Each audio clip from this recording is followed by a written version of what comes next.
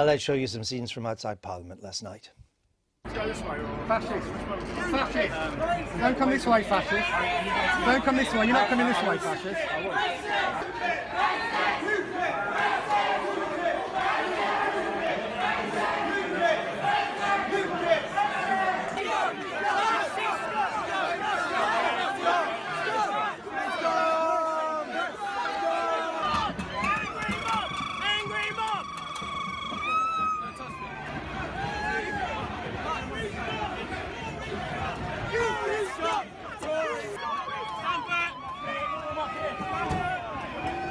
Everyone in front of the carrier, move them back. 9-0.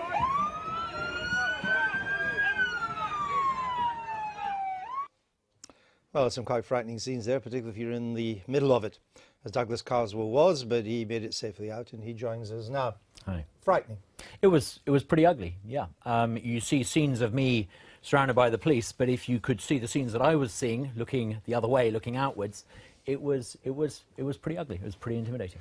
Was it you they were directing at, or was it more UKIP that they were having a go at? I think actually it would have been just as bad if it had been a Conservative MP. They were originally chanting, get the Tory, then some of them realised that actually I wasn't a Tory, and they were saying, get the UKIP, 7-letter word, 4-letter word.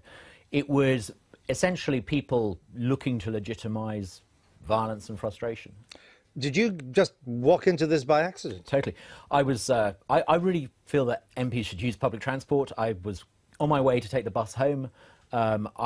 I don't want to live in a country where politicians driven around in limousines. I was I was on my way to wait at the bus stop, and suddenly a mob descended on me, and I was incredibly frightened. Did you have a sense of who these people were? I mean, were they just the usual agitprop? I don't really. I mean, I think they were probably fairly leftist. Some of them seemed to, when they struck the camera out of the hand of Harry Cole, they justified that. We've got a picture there, by saying racist scum. It's almost as if the use of that word racist justifies the violence. It was quite extraordinary. Does it have something to do with UKIP, though? Because although the UKIP overall policy attempts not to be racist, there is a widespread feeling that there is racism in your party. Well, maybe one or two commentators watching this show and watching those clips might want to ask themselves, has stuff they've said over the past 7 or 8 months perhaps created the intellectual space that allows a mob to feel it's justified to attack an MP? Look, I'm a Member of Parliament for Clacton first and foremost, and I've got a job to do to represent those people. And I think that in a free society I should be able to stand at the bus stop and get the bus home at the end of the day. And if I'm not able to do that, I think it raises profound questions. But don't please make the mistake of thinking this is directed at UKIP. The banners said Tory. The chants initially said Tory scum. I suspect, being fairly high profile, because I'm the only UKIP MP, that made it an easier target. But if it had been a high profile, well-known Conservative, it would have been just as ugly.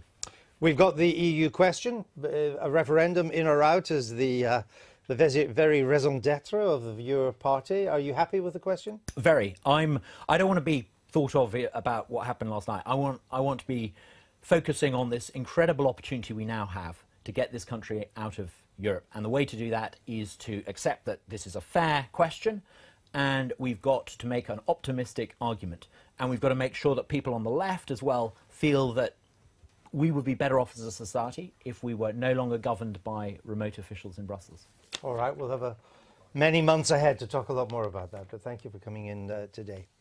Now, who's your favourite shadowy politician?